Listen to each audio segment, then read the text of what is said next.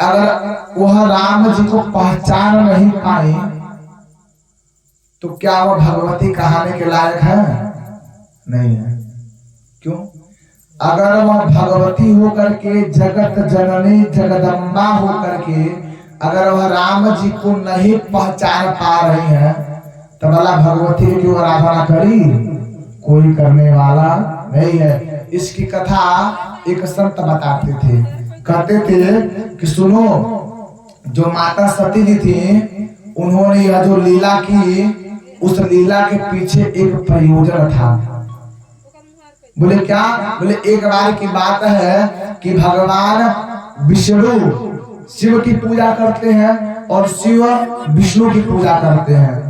तो एक बार जो पुरुषोत्तम मास आता है महाराज, श्रावण मास होता है किसका? भोले बाबा का। और जो पुरुषोत्तम मास होता है, अधिक मास भी कहा जाला, वो के कर दिन है? वो नारायण का दिन है। तो एक बार श्रावण में पुरुषोत्तम मास आ गया, जैसे आज के 2 साल पहले ना श्रावण का महीना 2 महीने का था ना, ऐसे ही आ गया था। तो श्रावण और पुरुषोत्तम मास दोनों एक साथ जब आया था तो उस समय में भगवान विष्णु भोले बाबा की पूजा कर रहे थे।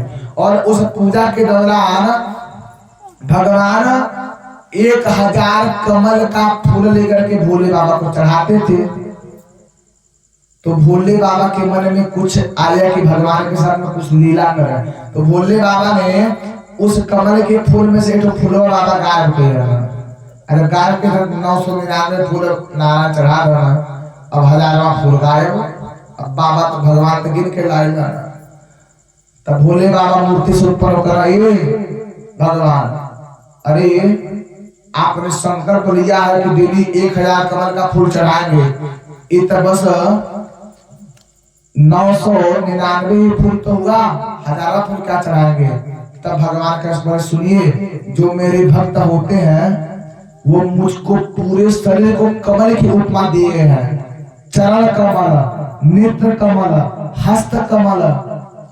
भगवान बोले कि जो मेरा शरीर है, मेरा पूरा शरीर ही एक कमल के भांति है, तो इसलिए मैं खुद ही एक कमल हूँ। और नारायण भोले बाबा से लिपट गए, कहे बाबा 1000वें फूल के जगह में अपने आप को आपको देता हूँ।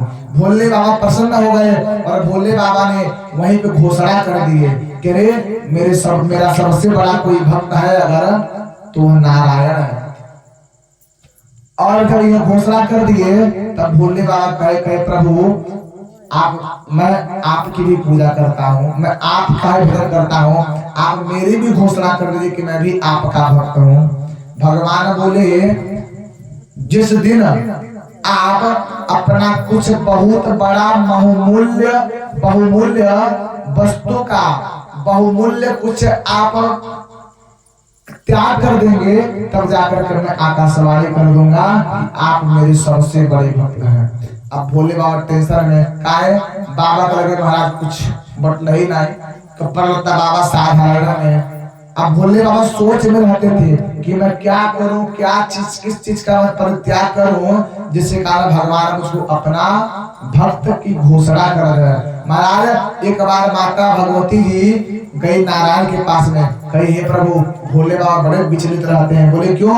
बोले क्योंकि आपने एक शर्त रखा है कि जब वो अपने किसी विशेष वस्तु का परित्याग कर देंगे तब जाकर के आप उनको अपना भक्त स्वीकार कर देंगे।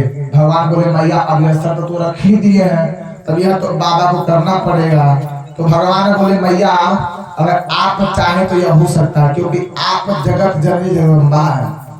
भगवान बस इतना कहकर मुख को बंद कर लिए।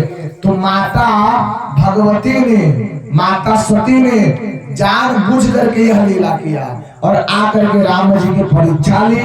और राम जी की परीक्षा को लेने के बाद में जब वह बाबा के पास में गए तो भोले बाबा अपने भीतर से माता सती जी का परित्याग कर दिए और उसी समय आकाशवाणी हो गई, नारायण ने आकाशवाणी कर दिया कि मेरा सबसे बड़ा कोई भक्त है तो वह शिव है। भोले वृंदावन की